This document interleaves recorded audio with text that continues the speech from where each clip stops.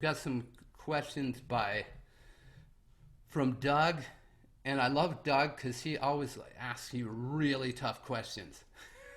He's like, "What about this and this and this and this and this?" And it's great because this gives us a lot of things to discuss and everybody to think about. So the question is, are you saying that tone qualities and timbre and range area and unique qualities of any man or woman is describing a register? So are you saying that a register is defined differently from person to person? That doesn't match your organ analogy where you say a register is a mechanical set.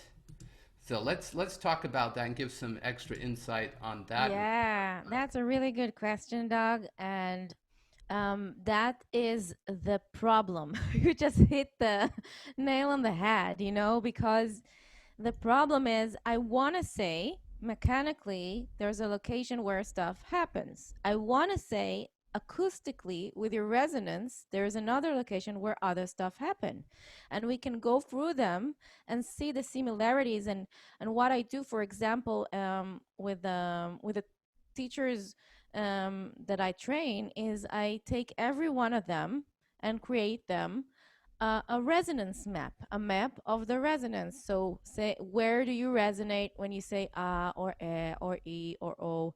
And every vowel changes your resonance, right? So if I would do a glide on an ah or a glide on an eh, then my resonance would change, which means that acoustically I would tend to break or flip in a different place because my vowel has changed a little bit. Okay, so first of all, the changes in our resonance are really dependent on the vowel that we are singing. And that's one reason why it's so confusing. And the other reason why it's so confusing is that I can really create different timbre qualities on the same note. So I can tell someone, or someone would ask me, for example, can you hit that note, like do a G, and do it on a head voice? Now do it on a falsetto. Now do it on chest voice. Okay, or whatever, and it's the same freaking note. you know and I've changed my vowel a little bit to adapt and to make changes, and I changed the position of my larynx to demonstrate that. A lot of changes that were made in my vocal tract to adapt to that. And so in a perfect world, I'd like to tell you that there are specific locations where you can expect register breaks. And what I do when I assess singers, I use the same vowel for everyone, so I won't get confused by all the changes. Um, but the mechanical change is there, and the mechanical change is similar to most of the people. And that's something that we can't really argue with. I mean, the fact that the muscles need to adapt and make changes is there. It's just that everything else, like the register breaks above it and the changes that are dependent on the vowel, are really dynamic, and they depend on so many things. And and then it's a matter of who you ask. If you ask me, I will do it according to the musical notes. But if you ask someone else, they will do it according to timbre because that's how they're trained. And there's nothing wrong in one attitude over another, because we're just dealing with, can you go into that note with a different coordination? So when I'm teaching registers, I am very careful in how I say things and how I explain them, because I know that registers mean different things for different people. There are things that we can all agree on, but there are things that we might disagree on. And so we need to find the common language. And the way for us to find the common language is to say, okay, there is a possible uh, break, there is a possible eh, like inconsistency or a shift in sound when you hit that note.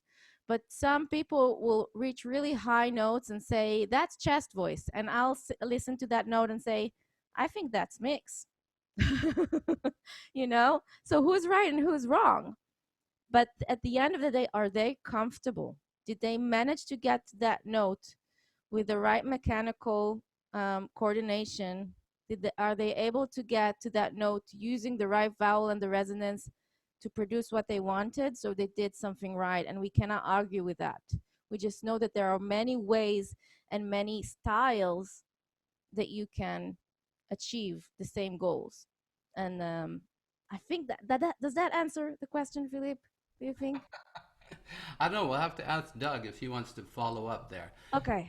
I have to just tell everybody I'm having a couple issues with the live chat. It's like some things pop in and out. But Doug, if you're still on there and would like to pop in a chat, the anything you want to anything else, blah blah blah blah, anything else you want to ask about that, go right ahead.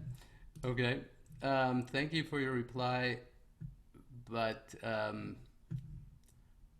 it's I don't think it was concrete enough for Doug. He said that's I don't know. He's looking for something more concrete. So let's go back to the question. Are you saying that tone qualities in timbre and range area and unique qualities to any manner wordman is this describing a register?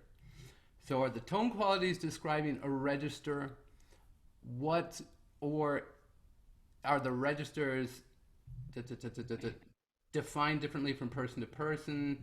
In my opinion, and just an experience working with a lot of people, yeah, there are these established registers. The ones that you shared with us are pretty commonly shared and accepted across the boards of all kinds of methodologies. So they do exist, but there are slight differences for different individuals.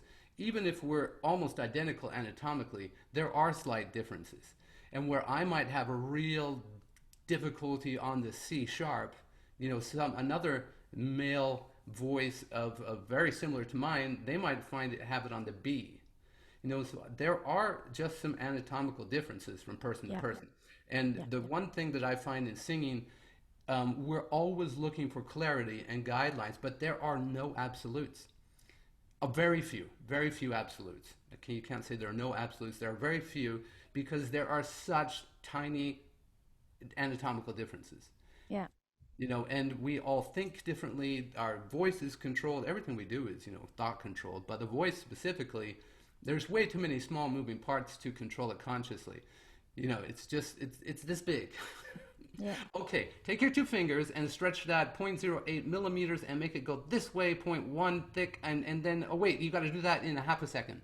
No way possible. It's just impossible. It is a habitual action. It happens consciously, subconsciously. So there are these tiny variances.